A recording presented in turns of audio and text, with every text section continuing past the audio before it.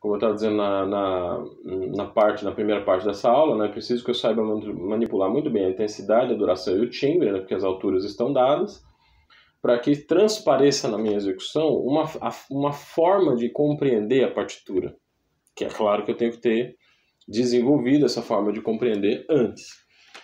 Para os alunos iniciantes, essa forma de compreensão está a cargo do professor, né?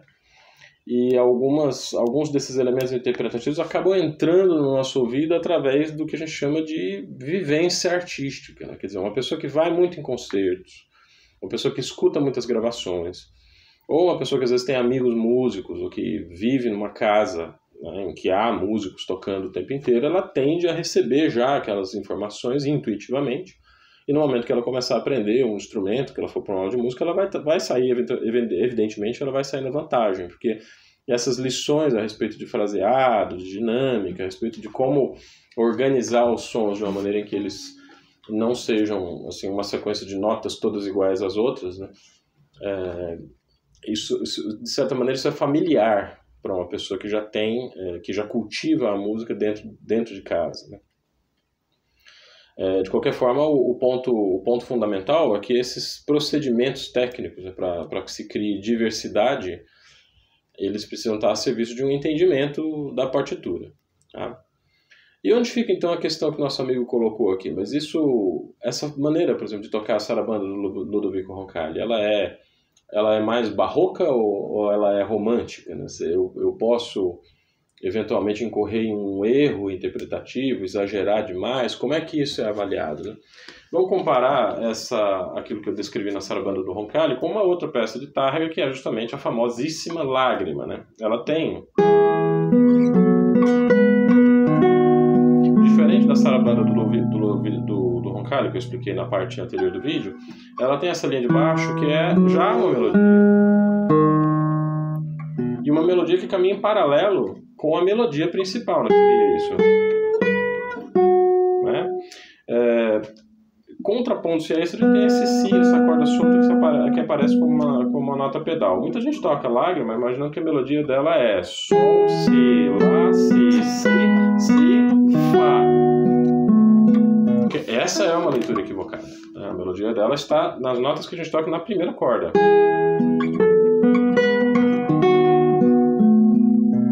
Certo? Na segunda corda, eu tenho que entender que isso é uma nota pedal. O que significa nota pedal? É uma nota que fica parada, ou seja, ela não transmite informação. Isso é muito importante. A gente precisa ressaltar na peça, na partitura, aquilo que transmite informação. O que não transmite informação a gente esconde. Né? Então...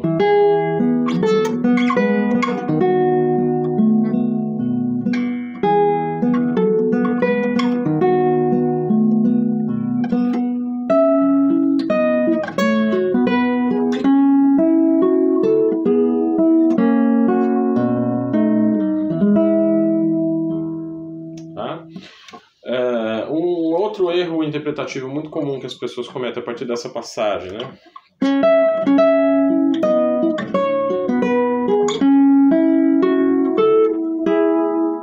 Melhor.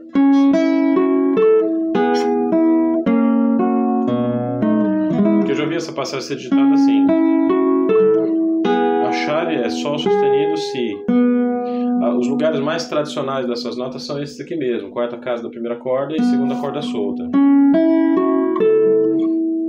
Uma outra forma mais fácil de tocar é justamente Sol sustenido na nona casa e Si preso na quarta corda. Mas o que Tárrega escreveu? Tárrega escreveu assim.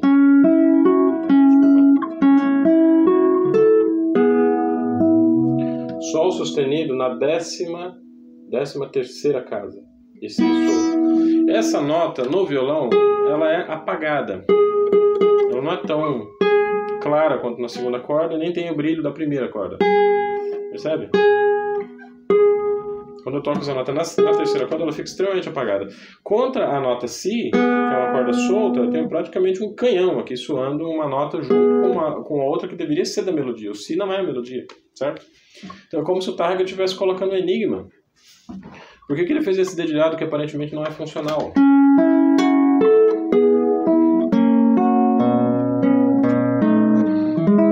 resposta? Exatamente para obter esse timbre apagado. Isso é o que o Tárrega quer. Só que isso tem que ser elaborado. Não adianta eu usar a minha mão direita do jeito que eu uso qualquer outro tipo de agregação sonora. Se eu toco o Si muito mais forte que o Sol, eu perco a mensagem. Eu preciso pronunciar muito mais a nota da terceira corda com o indicador. O Si está lá, mas ele está muito escondido. Eu estou resvalando o médio muito suavemente. Eu tinha conversado sobre isso em algum outro vídeo, né? Como que a sensação de tocar uma nota que precisa ser destacada é a sensação de você golpear a corda, como se você estivesse batendo numa superfície dura. Isso para o indicador. O médio, aí já é o contrário, é a sensação de que você está alisando uma superfície super suave, muito molinha, né? Há outras coisas mais técnicas, provavelmente, que podem ser ditas a respeito disso, mas aí a gente precisaria de uma aula presencial, até porque eu não sei, dentre as pessoas que estão vendo esse vídeo, quais delas estão em estágios mais avançados ou mais iniciantes dessa questão, desse problema. Mas a questão fundamental aqui é a seguinte: nós não temos uma estrutura harmônica tão fechada como na sarabanda do Ludovico Roncalli, né? Aqui a gente tem uma linha melódica longa, né, que precisa ser pronunciada com um fôlego muito grande. Vocês perceberam na sarabanda do Roncalli que a gente respira muito assim, por poucos períodos. Já tem uma respiração aqui para tocar o segundo tempo um pouco mais intenso, né? Outra respiração, né?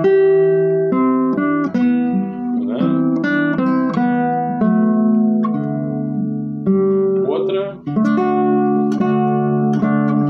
Quer dizer, confira lá na primeira parte do vídeo, vocês vão ver que essas respirações acontecem por sessões muito mais curtas. Com o Tárrega, com a peça do Tárrega, esse comentário ele entra muito mais como uma tentativa de prolongar o Fá sustenido. A gente vem imediatamente à cabeça da gente um violino sustentando essa nota, né? Que o violão não faz, mas ele sustenta através do acompanhamento. Então a respiração não é tão pronunciada.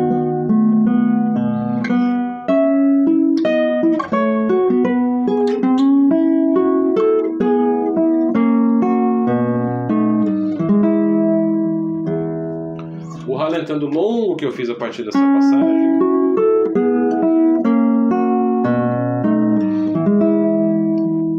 até aqui, 3, e aí eu retomo o andamento. Quer dizer, uma coisa só a ser observada a respeito da diferença de fraseado do período romântico para o período clássico, para o período barroco, romântico para o barroco. No período barroco a gente respira por trechos mais curtos do que no período romântico. No período barroco, as respirações são muito mais localizadas. É de um tempo para o outro, de um acorde para o outro, de um motivo, de uma sessão super curta para outra. No romantismo, essa respiração é diluída. A respiração pode durar, às vezes, um compasso inteiro. Eu passo ralentando um compasso inteiro até concluir a frase. Os ralentandos de final de frase começam muito mais cedo do que os ralentandos de final de frase do período barroco. Se vocês forem ouvir gravações de orquestra de música antiga, vocês vão perceber que o final das obras que eles tocam, assim, as orquestras de música antiga, tendem a fazer ralentandos extremamente discretos no final das peças. E no período romântico, você pega, por exemplo, uma sinfonia de Mahler, é um ralentando assim, de 30 compassos. O ralentando começa, 2 minutos antes da peça acabar. Enfim, isso dá uma certa grandiloquência que tem um pouco a ver com o estilo romântico. Não é isso que faz uma peça soar como romântica ou barroca. Eu estou falando de um aspecto simples, provavelmente o aspecto mais fácil de entender nessas demonstrações das duas peças que eu apresentei aqui, né? E a abordagem, né, da agógica, da variação do andamento e da dinâmica, nesses dois casos, se a gente caracteriza bem essas duas maneiras de abordar essas peças, aí a gente pode dizer que temos um pouco mais de chance de nos aproximarmos mais do estilo romântico, no caso, e barroco no outro. Então, voltando à dúvida do usuário do nosso canal. Provavelmente, quando o professor dele disse que Bach requer uma certa liberdade interpretativa, ele está, na verdade, reagindo de uma maneira muito correta, muito apropriada. O professor dele reagiu a um período longo da história da música, da história da interpretação do século XX, onde as pessoas olhavam para as partituras de Bach e não viam nenhuma indicação de andamento, nenhuma indicação de agógica, nenhuma indicação de acento, nada. As partituras de Bach praticamente só têm as notas. E em alguns casos, fraseados marcados, né? Linhas de fraseados marcados. como as pessoas estavam acostumadas às notações super informadas do período romântico, que você tem retardando, retenuto, acentos, vírgulas, e uma série de indicações sobre o que o intérprete como o intérprete deve tocar uma obra romântica, eles pensaram, bom, então o Bach é um compositor mais seco. Se ele não escreveu nada, a gente não pode tocar nada. O que se provou uma tremenda assim, esse é um grande engodo histórico, esse é um grande engano que foi cometido na história da interpretação. Eles faziam sim raletantes, faziam sim ritenutos, eles tinham sensibilidade às dissonâncias, às conformações dos acordes e à organização das frases. Então, cada final de frase era indicada, como final de frase é lógico, né, que era indicado.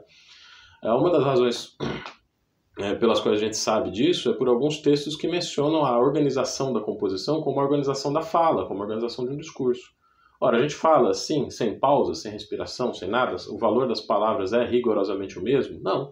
A gente varia muito a entonação das palavras e das frases conforme a importância que essas palavras e frases têm na nossa conversa, né? E a gente tem indícios muito fortes, assim, muito definitivos de que os compositores e os intérpretes entendiam a linguagem musical dessa mesma maneira. Mas essa questão de você agrupar os acontecimentos dentro de frases maiores pode ser, talvez, um diferencial, né, na abordagem de frase em relação ao período barroco. No barroco a gente fragmenta muito mais a música do que no período romântico. Essa fragmentação pode ser entendida em alguns casos como liberdade interpretativa. Eu prefiro usar um outro termo, eu prefiro usar resposta à estrutura da música. A gente precisa explicar aquilo que a gente está lendo na partitura, né? E se o que a gente lê na partitura é diferente de uma peça romântica, isso tem que ter outra cara, tem que ter outra conotação. Eu não sei se está muito claro, especialmente para o usuário que colocou essa questão, que não se trata, na verdade, de liberdade interpretativa. Na verdade, nós somos presos. A interpretação ela não acontece dentro de um ambiente de absoluta liberdade. Se eu sou completamente livre para interpretar a legislação, então eu estou agindo fora da lei, correto? No caso da partitura, das partituras, de uma obra musical, é exatamente a mesma coisa. Se eu usar de liberdade, que liberdade é essa? Claro que eu tenho liberdade para tocar da maneira como eu quiser. Eu não tenho como fugir de mim mesmo. Eu não posso imprimir a uma peça que eu toco uma interpretação de outra pessoa. Essa interpretação sempre vai ser minha. Mas que minha é essa? Que interpretação minha é essa? É a interpretação de alguém que leu a partitura, que compreendeu o texto? Ou é a interpretação que está utilizando a partitura somente para aparecer as minhas habilidades interpretativas? O que eu posso fazer com o meu instrumento? Né? Todo o problema da interpretação musical está assentado sobre esse dilema. E as pessoas vão tomando as suas escolhas, elas vão fazendo as suas decisões com base naquilo que elas sabem a respeito das partituras. A gente pode discutir isso com um pouco mais de profundidade, cada intérprete tem algo importante a revelar em relação à questão da interpretação, né? Mas eu espero que tenha deixado um pouco claro aí que nesse dilema entre o professor e o membro da banca que avaliou ele, na verdade os dois tinham razão. O correto seria que a liberdade interpretativa do intérprete fosse correspondente a uma leitura correta da obra que ele estava tocando. Porque, enfim, a liberdade sem responsabilidade diante de algo, ela na verdade não é nenhuma liberdade. Quando a gente acha que está fazendo algo nosso, na verdade, nós estamos repetindo modelos que nós aprendemos a repetir como papagaios e não criticamos esses modelos, não avaliamos, não analisamos esses modelos. A liberdade só existe quando a gente, de fato, tem algumas opções e nós tomamos a decisão por uma dessas opções com base em algo que é importante, que é valioso para nós, né? É por isso que a liberdade é um valor na sociedade ocidental, mas ela nunca significou a possibilidade de fazer tudo o que a gente quiser. Em nenhum momento a liberdade significa isso. A liberdade significa um diálogo dentro do qual você pode se posicionar, né? Mas existe esse diálogo. E o diálogo é estabelecido com a partitura e com a tradição interpretativa, tá? Esses dois vídeos vão servir um pouco de introdução ao que seria hermenêutica musical, tá? O que significaria hermenêutica musical? Significaria você poder interpretar a sua interpretação, criticar a sua própria interpretação e fundamentar a sua própria interpretação. É nesse momento que eu acho que começa o processo de se aprofundar um pouco mais nas partituras através da prática musical em si, tá bem? Bom, era mais ou menos isso que eu tinha para dizer. Esse vídeo está cortado, eu vou deixar na descrição aqui do canal, na tela final, a primeira parte do vídeo onde eu comento a peça do Ludovico Roncalli. Um abraço para vocês e lembrando, o canal tem vídeos novos toda terça, quinta e sábados. Até a próxima conversa, então.